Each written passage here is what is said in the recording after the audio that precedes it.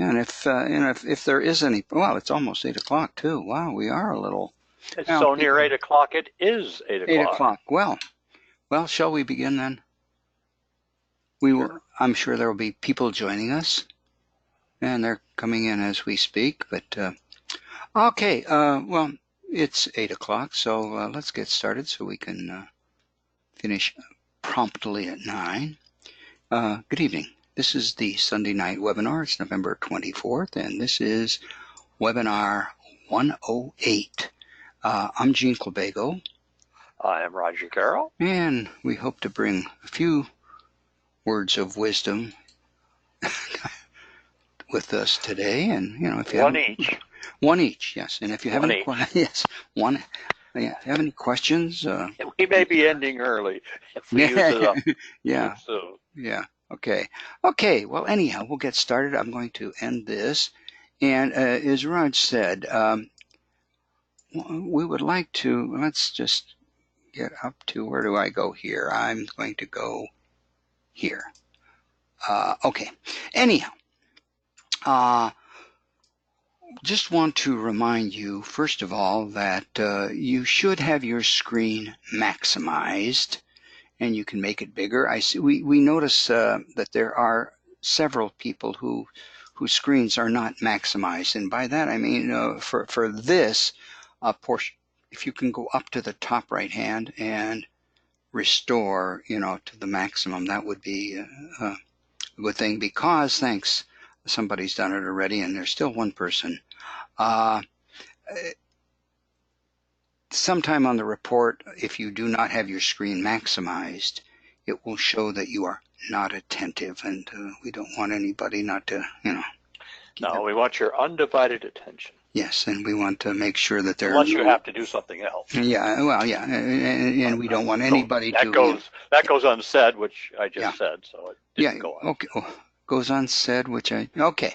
Anyhow, I want to remind you there are 2 handouts tonight, and if you have any, you can click on them, and you should be able to get them in the lower left hand. Maybe it might be that another browser screen will open, and they'll be in the lower left hand version of your browser screen. Right when you download them. Yeah, and if that is a problem for you, we do post them on the Teacher Resource Center. There's a recordings area of the webinars, and for each week we put them on there too, so you can get them there if you miss them. So, just to give you a quick look at mine, it's very. That's not what I want to show you. This one is kind of messy. Okay, and I don't know why it's that mess, but it's here, and it has some of the things that I'm going to show you very quickly, and then maybe at the end, if there's some time, a couple other things. But anyhow, we keep talking each week. We've been showing you a couple of sites that you might want to subscribe to for your personal development, personal learning networks. And last week we talked about writing and some of the tools that you could use writing in Office 365. So I was going through, I mentioned the New York Times Learning Network last week, but then I got this week, and it is a really good guide to what they call narrative writing. It says with the New York Times, but there are so many other things that you can use it in other ways as well. Really recommend that you take a look at this. It's quite extensive and has a lot of information. I mean, you can take a look at this, but I mean, it's got a lot of information. It's got a lot of links. Let me just pull down and just browse through it, because I'm not going to take much time to go through it. They have writing prompts that they post every day. It says every school day for over a decade. If you're looking for writing prompts, and even down below, guiding mentor text, writing practices, all kinds of things here that we know that you do have a curriculum to follow, but these are other things. Enrichment activities and so forth that you might want to use. And even some student opinion questions. Do you hold grudges? Do you consider your siblings friends? Have you ever been ghosted? Prompts for narrative and personal writing, and going down, They've even got, let me just get down a little bit farther, picture prompts where they put up pictures and they maybe throw a question or something like that, or ask you to write about a picture. That's kind of cool. And giving you all kinds of ideas and so forth. All sorts of good stuff. So do recommend that you take a look at this site. And the Learning Network, as we showed you last week, has so many resources and activities and so forth that we do, recommend that. I think that many of these activities are aimed at I would say the prep school, upper class, upper grades. So, this is especially good for those areas because sometimes we find so many elementary and lower grade ones. And in fact, the next one here is a kind of a cool place. It's called TeachStarter. I just ran across this, and TeachStarter, I will tell you right now, does have a paid subscription or account or whatever, but they do have an awful lot of free stuff. And you can create a free account, which I believe I have. And if, just browsing down, I found TeachStarter's new magazine. And if you're an elementary teacher, you might want to go there. It says download for free. The pages take a few seconds to come in. So what I've done is I've kind of opened that page where if you clicked on it, so you'll see it says grade 4 magazine, grade 6 magazine, grade 5, 1, 2, and they've got all kinds of things here that you might want to download and take a look at, okay? And again, where is it? Is it here? If you I'm sorry, I am signed up and signed in. If you do this, they will send you a packet of resources for free. I think there's over 300 of them. I haven't had a chance to go through them, but there are some great things in it. And again, it's a good place for you to take a look at. If you click here, it says 180,000. Yes, many of them are upgraded. You have to upgrade to access a lot of those. But there are a lot of free things here that you might want to take a look at. And it's well worth a look at, okay? And again, you don't have to subscribe and pay money. You can get a lot of good ideas for free. And that's our favorite word, Raj, right? Free. In fact, I'm sorry, here is the 200-page resource pack. You know what? I think it's that link right there is on my download, and you can click on that, download that 200 free page elementary school resource pack. It, just to let you know, let me see if I can get here. It comes, if you look at it, it'll say that it's a zip file, okay? And you'll have that little thing like it's been clamped shut. That shouldn't present a problem. Even if you say, I don't know what a zip file is. If you will right click on that, and there's a thing that says open with, and try opening it with Windows Explorer, you'll find that inside here are 3 folders. Just to click on one of them, the PDFs, you'll see that here are all the files, the PDF files, and you would have to go through and take a look at each one of them. So again, if you want, you can download that, and instead of being all concerned about a zip file, right click on the zip file and open with Windows Explorer, and that should be make it a little bit useful for you. Hopefully you can get some things out of that too, okay?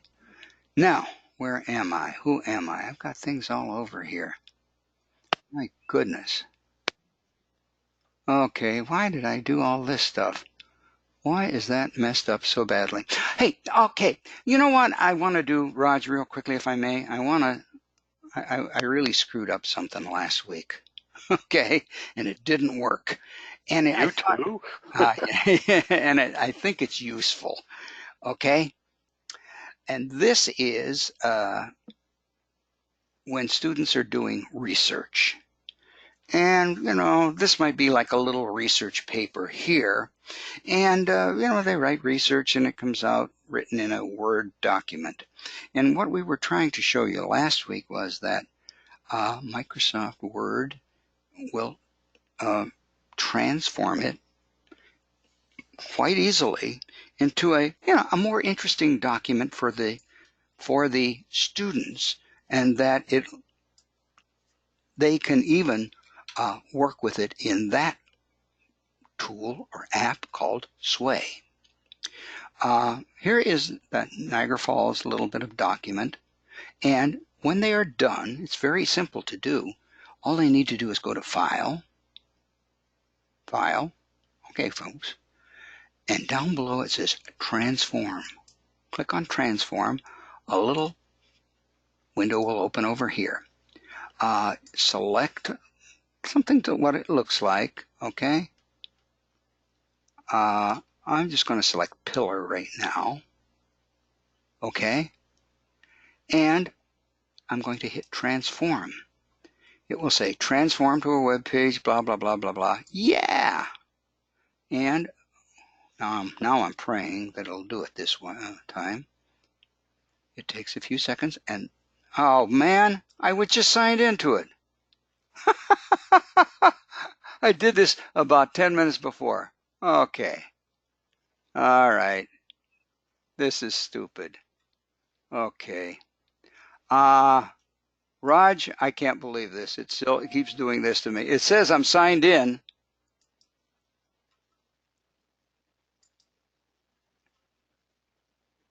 And then it wants me to sign in again. Oh, there it is. Now it's working. Okay. That's really weird. Now notice that since I chose this, I have this little thing here, but this is what it looks like. Now you're going to say, well, that isn't too exciting. But once that's done, the student can click on Edit. Okay, and I don't know how many of you out there are familiar with Sway. And I'm going to ask you a favor. If you are not familiar with Sway, which is another presentation tool from Microsoft, would you please let us know in your response? That way we can find out. I know we've talked about it several times, but it's a very simple little program that students can learn to use. They can add in all kinds of things, and right now it's just set up with the text, and that's kind of a good thing, but you can go and put in pictures and links and so forth very easily just by clicking on that. I just clicked on that and the background, for example, here, and I'm just going to click on this and hit add. Now you'll see that that picture has been added there, and now if I want to play it, you'll see that now I have, boy, it's starting to look a little bit better already. All right, and they can go in and put pictures in here, so forth and so on. Sway is a great little tool, and what's nice about it is, you'll notice there is, when I get done with my editing, there is no save because Sway is being automatically saved, right here. Okay, this is the one I was using before. So Raj and I have talked about Sway many times, but if you are new to Sway and would maybe like us to show it to you, let us know. Then if we get a good response, we can go over that too, because it's a great little tool and a very easy tool to use.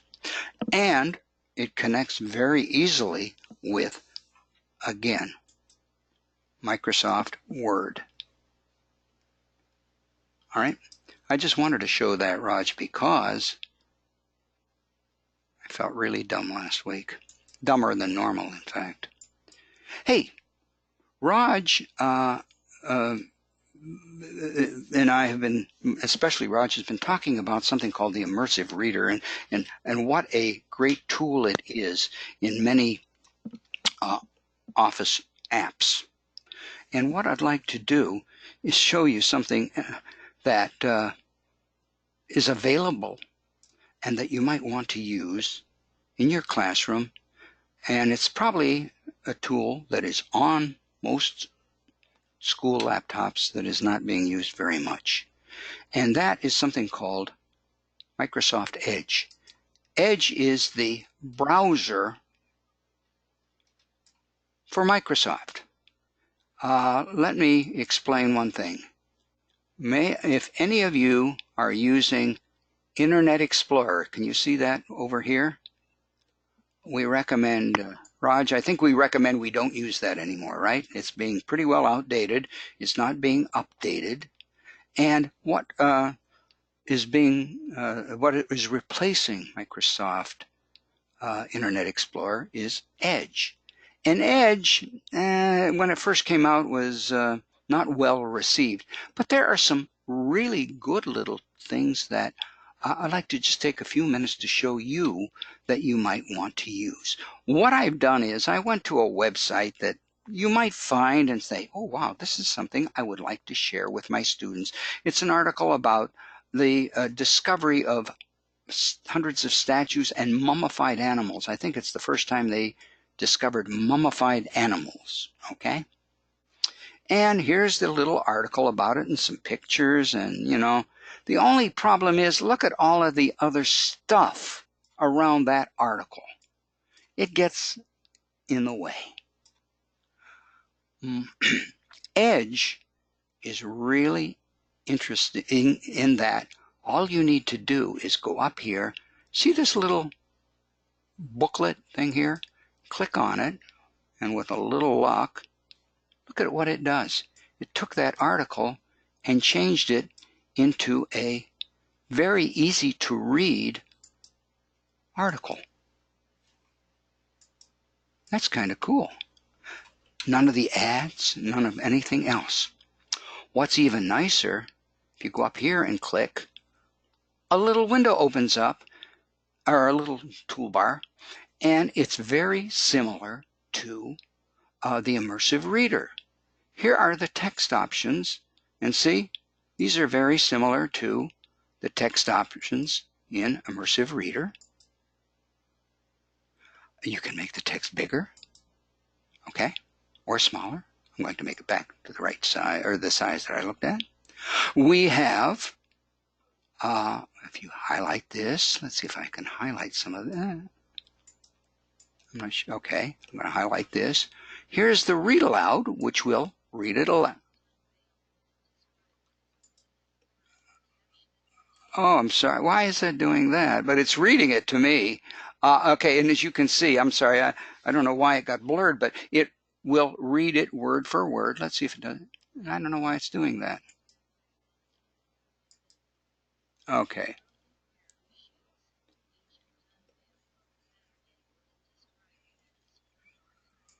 Okay. You'll see that it's going from word to word reading the text. You don't hear it, but I do. I'm going to close off. Well, you can go in and change the voice settings too, just as you can in Immersive Reader, and the speed of the reading, just as you can in Immersive Reader. And let me just close this off. And Rod showed you, I think, the various learning. These are the text options here. You can look at all the backgrounds. You can change the themes to make it easier. You can have wider spacing if that will help the students read it. We have the grammar tools that Raj talked to you about, the parts of speech where it, highlights the nouns and so forth and so on. Okay? And again, the reading preference. So, this will be very much like the immersive reader. Now, if you want to get out of it with a little luck, you just click back on here. Now, what's interesting, and I don't know if any of you have students who speak Spanish or another language, but what's even nicer and kind of more interesting is, see this little thing here? If you click it, you can translate it. I put Spanish in here. There are any number of languages just to show you. Hit translate.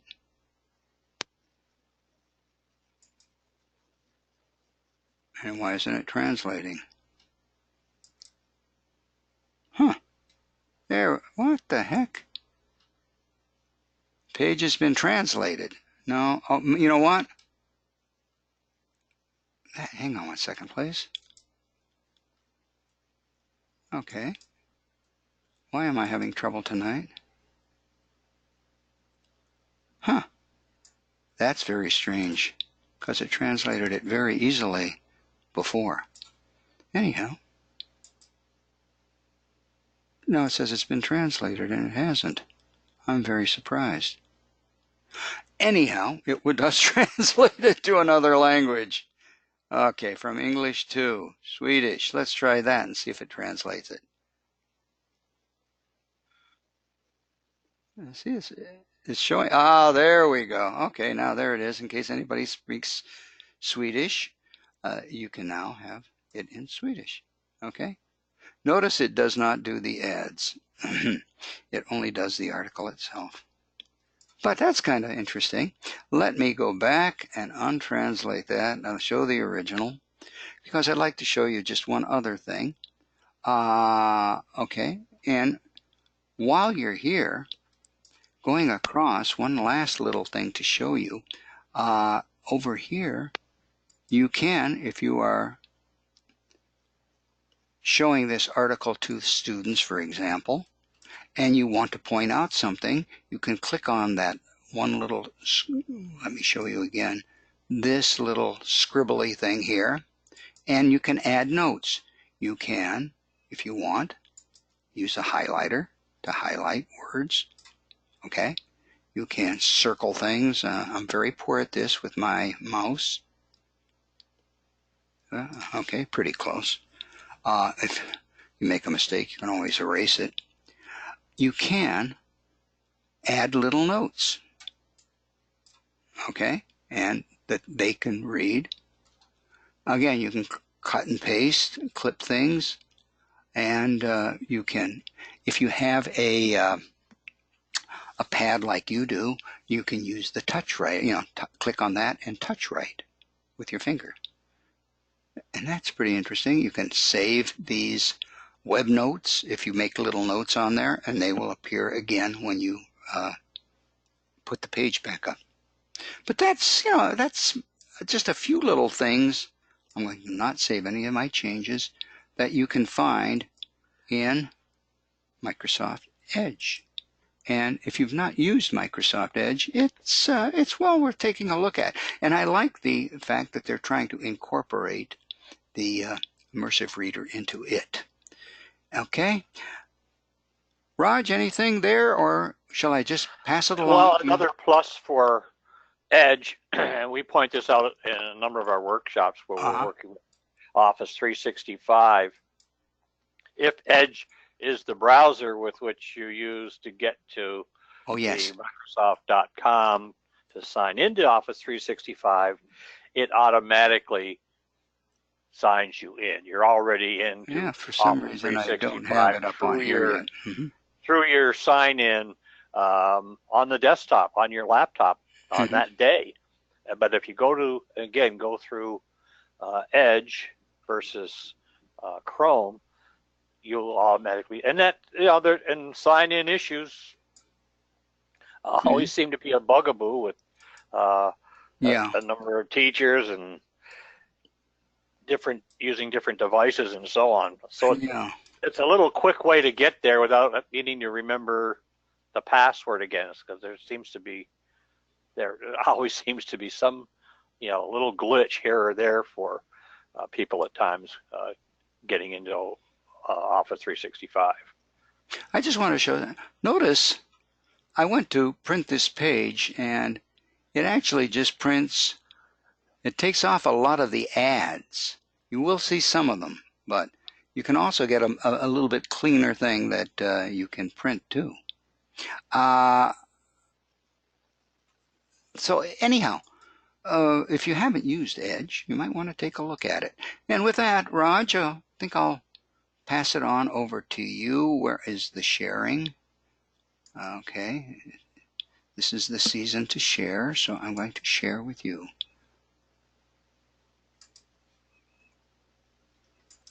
Okay, you should be able to have the screen.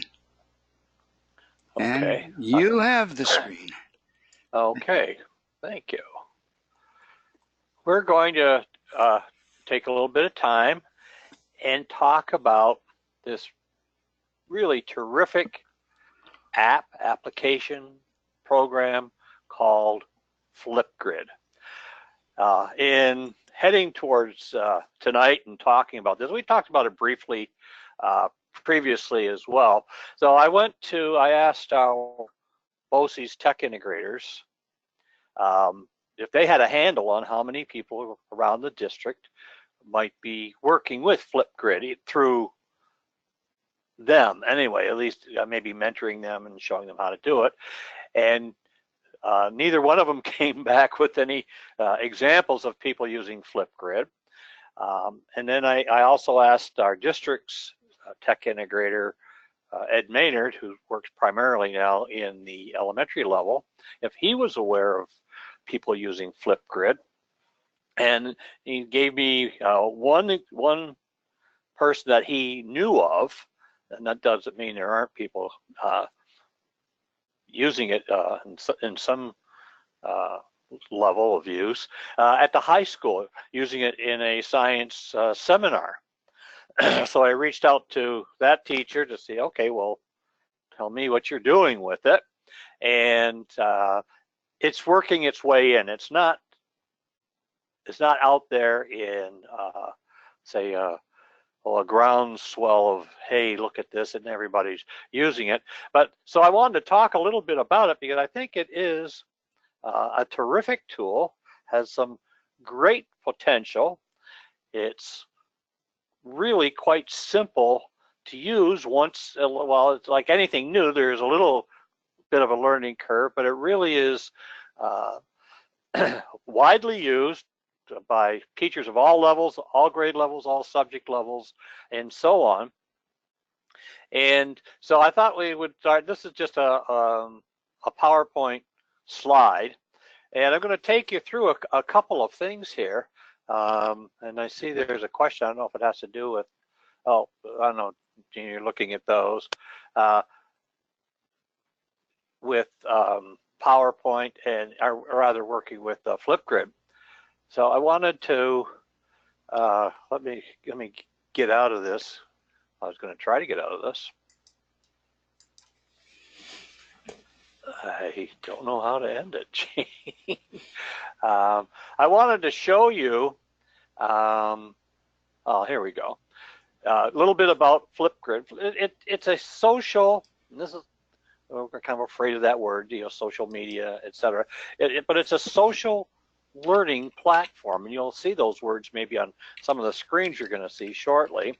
And it allows teachers, it allows students to ask and answer questions, and students respond. However, the neat thing about it, they respond in short little video clips that you control and that can be shared with your class. We're not throwing these out on the internet or anything. This would be entirely within the confines of your class. And I want to show you some examples of it.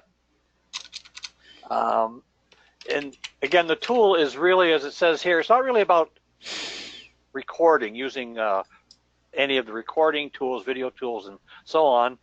It is really making what you're doing in the class more shareable. Students can collaborate, and takes a little different level of communication with students, between students, and so on. And the grids are shareable with parents, with other classes, with other students. But I'm really thinking, you know, let's take a look at what's going on within the class and how you can use them. I've done it with young students, young children. In fact, you'll see a couple examples coming up with my one of my granddaughters in the 4th grade, who was pointing out some things to me with it, and she just picked it right up. She's in a Google Classroom, but she migrated quickly to Flipgrid and was doing, some amazing things without any, tutorial on how to do it. Gene mentioned that there are some handouts tonight. One of them I put up there, and I hope it's downloadable. I put it up as a PDF, which may make it easier for you to work with. But there are some embedded links in it, and a couple of things here. And here's a grid here that I don't know if we'll get to, because that's one means of sharing them. But there's a host of really supportive resources and references that you can use to get started. But what I want to do, if I may here, is, Gene, I'm going to try to show. I uploaded 2 videos, and they have to do with Flipgrid. They're about a minute each, so I'm going to try to play them, and you should be able to hear and see them before we take a little closer look at what's going on here. Okay, so I'm going to play this one, and I hope it will play. On your screen, you can maximize that using the maximize button. Right now, let's see. Okay, here it comes. Every student has a story, and then you can maximize it and press the escape key to get it back to a manageable size. Okay, so I'm going to let's see what happens if I go full screen here with me. Okay, and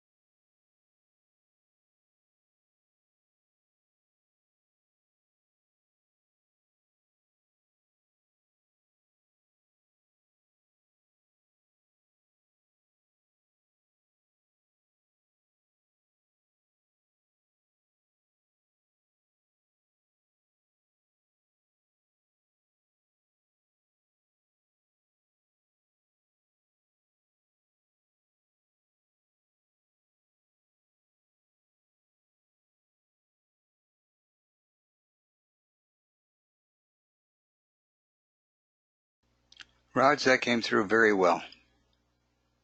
good. Let's see. I want to play the second one. And I'm trying to minimize my screen here. There we go. Okay, let's play take a look at the second one, and then we're going to again look at the tool itself and a number of things that you can do with it right away. Really, you could do things this week, and you'll get some ideas. I trust that will help you do that.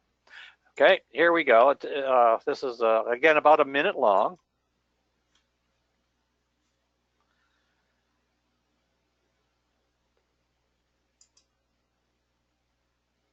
I don't know. Let's see if I can press the play button here now.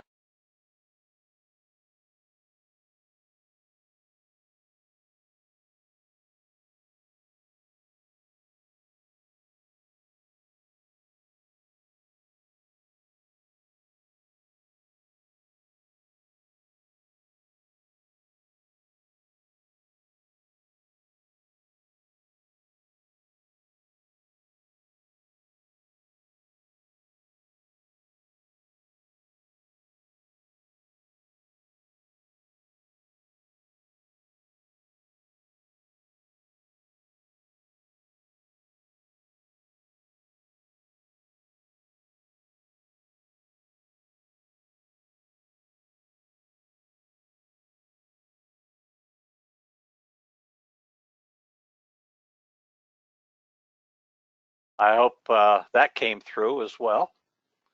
There's go. Yes, it did.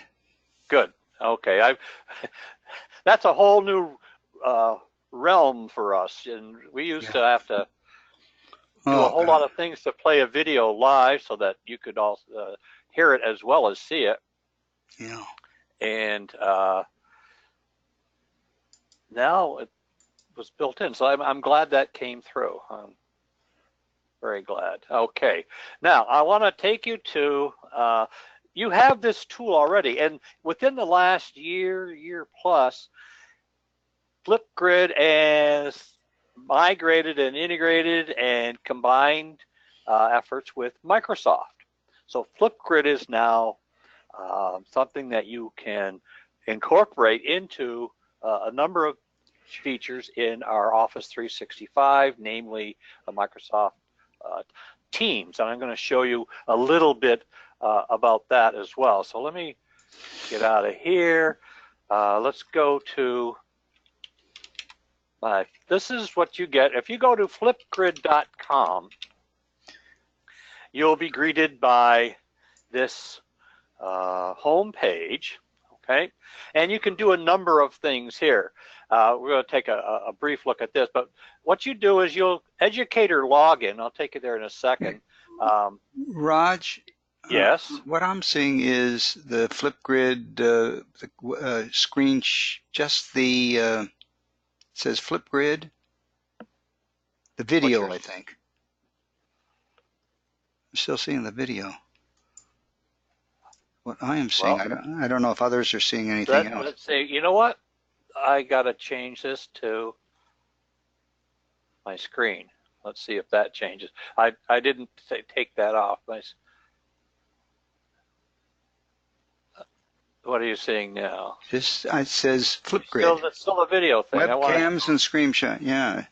Okay, screen clean. Yeah, my screen is black. Dave is saying. Okay. On on our dashboard, I'm saying says show. Let's go. Show screen. No. Oh, there we go. Now you're back. Okay. Sorry about that. Dave. Let me know if you see now. He should be okay now. I think everybody's are. Yeah. Okay. I beg your pardon. This is the Flipgrid home screen, and there are a number of things that you can do with this at this entry point here. You can enter a flip code, which would take you to a student or teacher produced short video to maybe generate a question and topic that you want your students to share back on. But one of the nice things is if you enter your educator sign up, you don't have to do that. If you are already a Microsoft Office 365 user, we go to the educator login, and it asks me, how do you want to sign in? So I'm going to log in with Microsoft. Just follow the prompts depending on how fast you are. So this is now my account. And this is the grid part. Now there's some, unique vocabulary to understanding what Flipgrid is all about. When you would create a grid, think of grid as a classroom. So you would have a grid for your second grade class or your fourth grade class or your maybe your sixth period social studies class or whatever it happened to be. Each one of those classes could have a grid. And I think at the secondary level, you'd want to maybe differentiate your grids by maybe class period and so on, just to keep things perhaps a bit more manageable. So I created a grid called Sunday Night Webinar. And within your grid, you can have various topics. And each topic can have a number of videos. So again, I created a grid called Sunday Night Webinar. I'll show you how it's really quite simple. Then these get shared out. Notice the number of action items here, buttons here. I can share this whole grid. I can share topics and so on. So I have roughly 9 topics, and I'll show you where you can get those as well. And we'll go over a little bit about what some of these refer to up at the top here on these different tabs. So now we're looking at my grids, and I'm going to look at my grid here, and it'll show my topics. Okay, let's open this up. Now, here are, I noticed where I clicked on the title of the grid, which is Sunday Night Webinar. And I created this some time ago. Notice, roughly a little over a year ago, when we first talked a little bit about Flipgrid.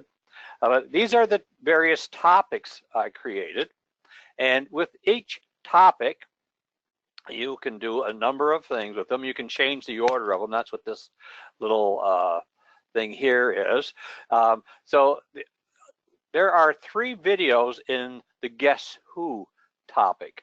And to oversimplify this, when you create a grid, or when a student or you create a video for the grid, you're using probably the thing that is really a prerequisite of all of this, as we were talking a little bit before we started tonight's webinar, is a camera on the student device.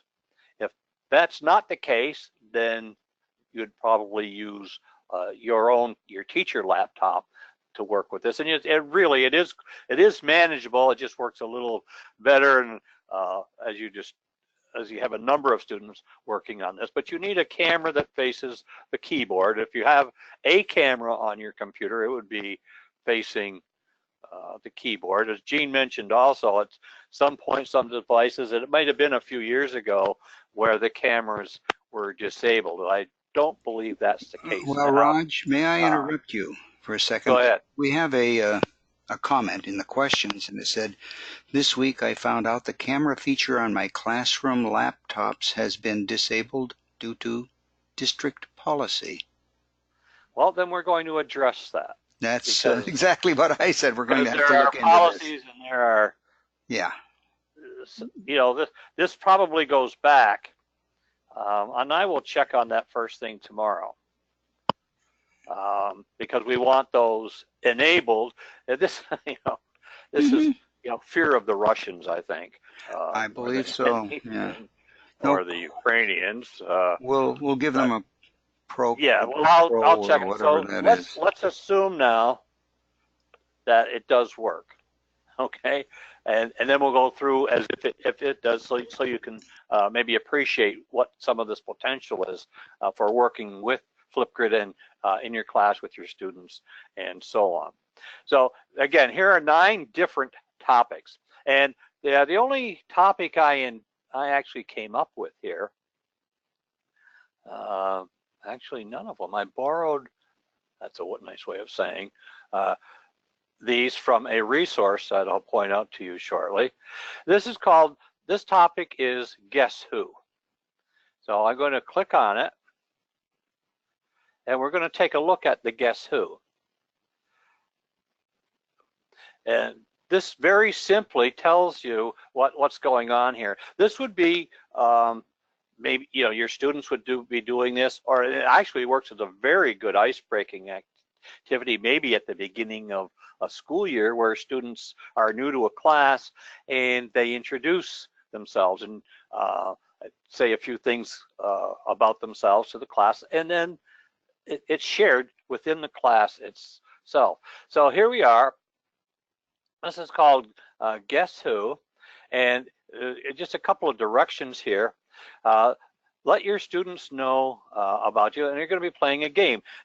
Students would share 3 facts about themselves, and then when it's brought to the classroom level, students could try to take a guess, again, respond through a Flipgrid who they think that person is from their description. So this one right here.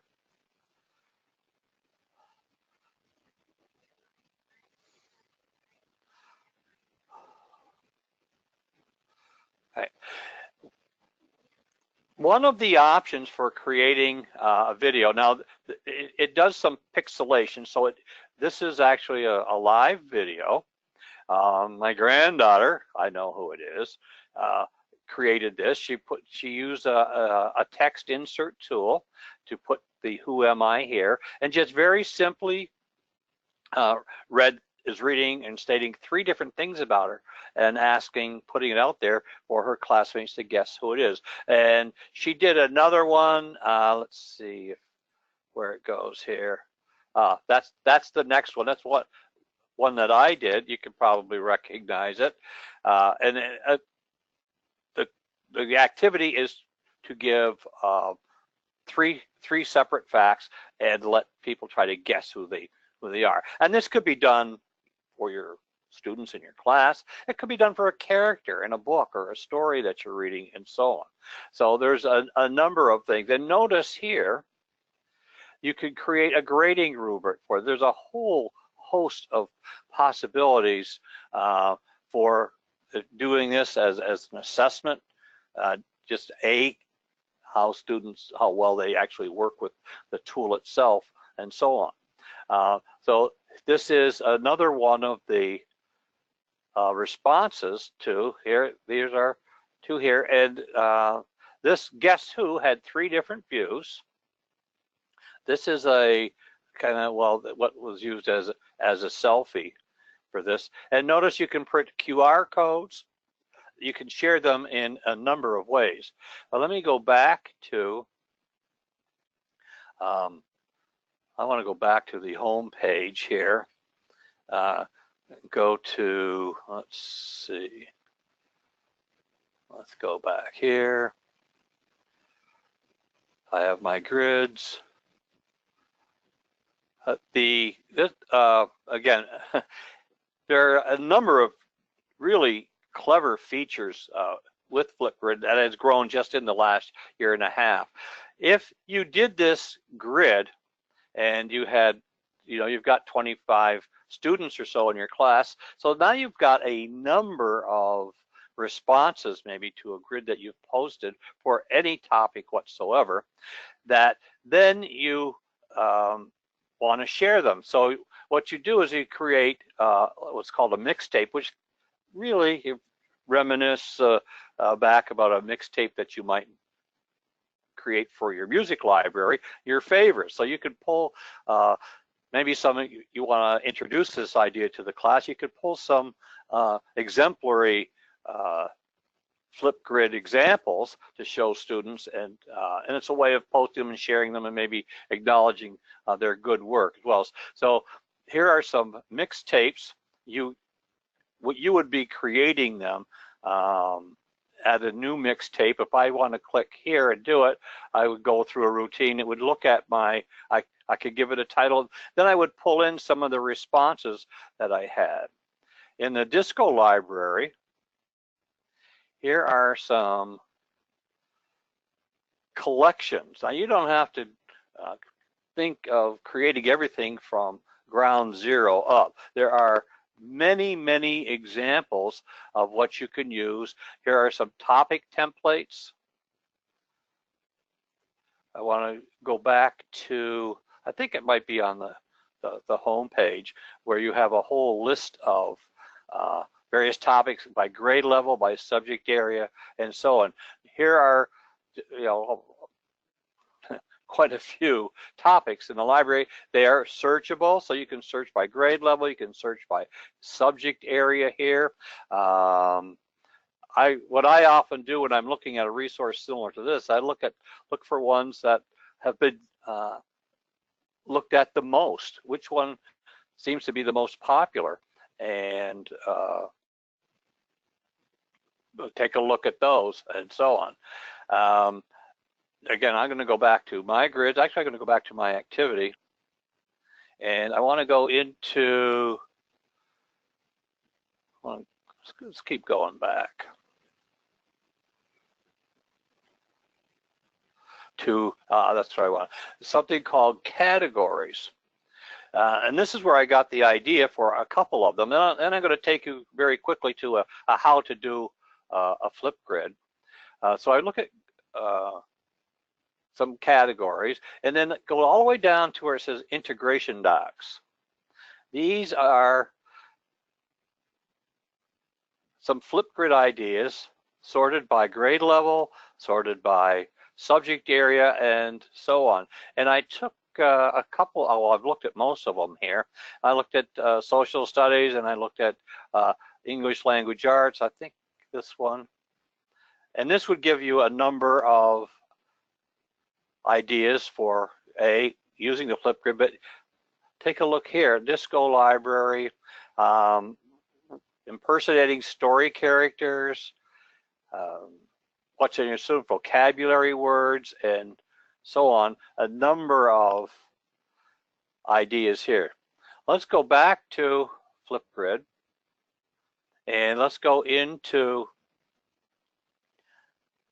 I don't want to, well, why not? Let's take a look at add a new grid, because this is where you would be starting. And within that document that I've downloaded, there is a link to, just before I forget to mention it, there's a link to getting started with it. And then this is a fairly large PDF, and it is really a hands-on guide, step 1, step 2, step 3 for getting into and using Flipgrid. So we're going to take a look at, we're going to add a new grid. And we're going to name the grid. So here is our name. We'll just call it demo grid. But it could be for a class. It could have a separate grid, as I mentioned earlier, or a subject area, or a class period if you're at the secondary level, and so on. So we'll just say this is a demo grid. Now this is one of the things that you're going to you do this once. That's why working with, let's say, one grid if you're at the elementary level, one grid for your entire class, and that might suit you well for most of the school year.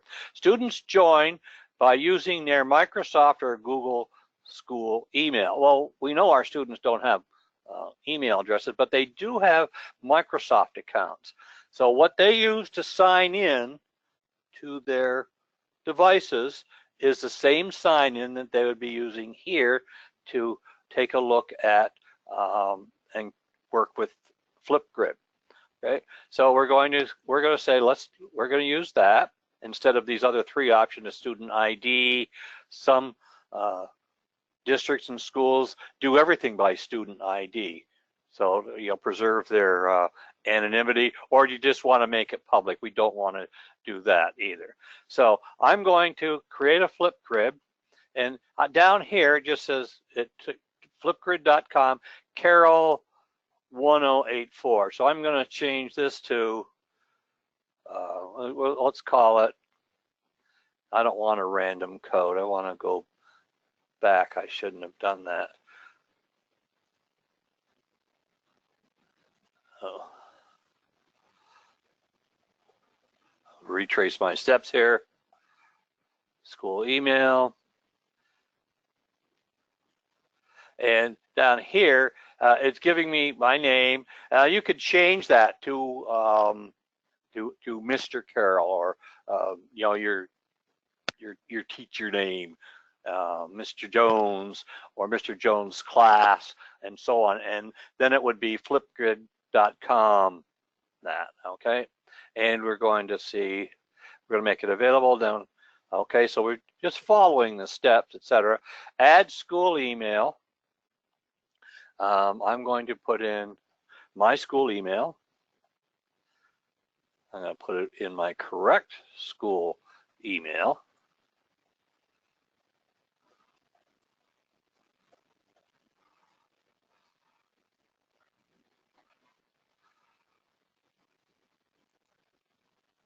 Okay, and now my grid is ready. And now you can start dressing it up. Notice here, there are some options for sharing it. One is an embed code. One is just to simply, if you're in a Google area, or your some of you might be doing that. But here is the big one that I found very interesting, is sharing it to Microsoft Teams and so on. So I can copy it now, or I'm just going to click All Set. And now I have, here is what I just created here, and I can share that out and so on. Now I can go and create topics within this webinar demo. So what I'm going to do now is create a topic. Red button, create, add a new topic.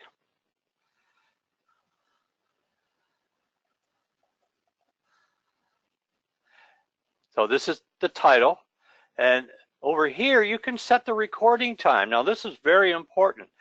You're going to put something, a topic out there for students to respond to. So you want to set a parameter for how long the responses can be. Generally speaking, shorter is better.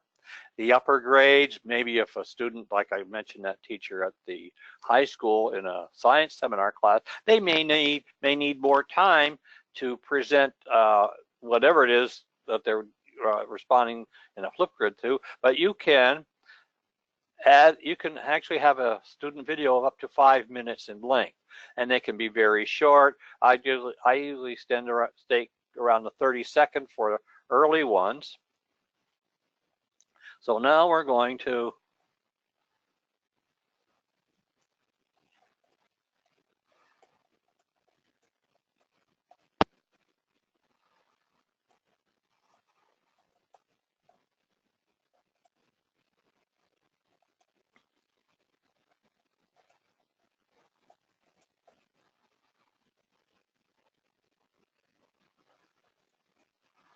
okay. And we create the topic. There are several options. If you want to do this, you can add some emojis. You could add, you can record the video. You can actually embed a video here. Let's just create the topic. Okay, we're all set. So now what we are doing now is, now that the topic has been created, we would be sharing it with either a QR code, as I mentioned, or embed it, or put it into our Microsoft Teams account. And I see, Gene, I'm getting down to the last couple of minutes here. I want to try to get this. Okay. Well, we can always continue. So I think this is, I think, really an interesting area and something teachers are going to want to. Let's see if I can find it. I've got it up on webinar. Here we go. We're going to share it to our webinar tonight in our teams, in our webinar teams. And so you could push this out to, if you're in a Teams environment, to a particular team, to a channel. You can make an assignment out of it, and so on. There's some really, I think, really interesting options. I don't think here of, if I go into my Office account and into my Teams,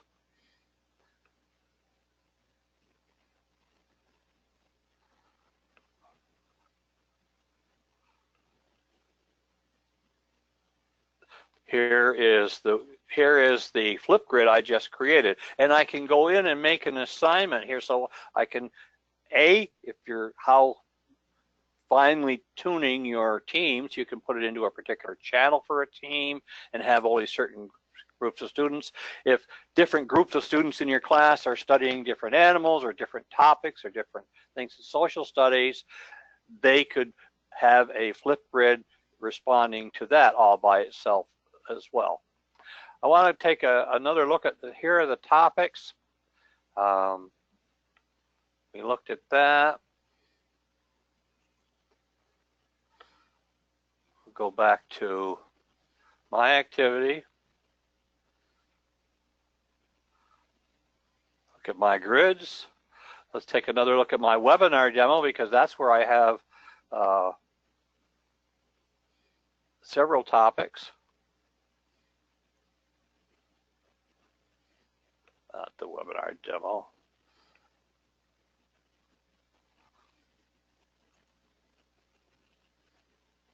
And you can see there are book reports. In fact, one of the ones I recorded had to do with this one here. Let's just show it. This is what a student would see. I want to mention one last thing. Okay. Okay. This is where a student would be responding about a favorite book or a favorite part of a book or what she really likes about a book. This is the Guess Who, again, that we looked at. This is the kind of the universal Flipgrid symbol for creating a new one and recording a new Flipgrid and so on. What I strongly urge you to do, if you want to pursue this, and again, it's not rocket surgery. If you go through the Flipgrid, how to get started, and the educator's guide, you would be an expert probably with just a little bit of time, at least daring enough to try it and share it with your students. If you want to know more about it, we can do some things, absolutely, maybe 1 or 2 webinars or even a hands-on workshop if you got really into it. The number one thing I do have to pursue, of course, is whether or not this is a real policy of turning off those front-facing cameras for a number of these, because kids need them for using some things with Nearpod and so on. So, Gene, I've exhausted our time here, and I really had a couple more things I wanted to show just by way of example, but we could save that for after Thanksgiving. Okay, and just as a final thing, if you need a little bit more, I have put on my download a Flipgrid resource as well. So there's a link there to some other things. And also, it's a really great little tool, and I hope that it can be used. And with that, I guess we'll wish everybody a quick week, a great Thanksgiving. And we will not be with you next Sunday, but we'll see you early in December, I guess. Yeah, I think that would be December the 8th. Is that the time? Okay. Well, and with that, we'll say good night. Have a great week, everybody. Yes. Good night, everyone.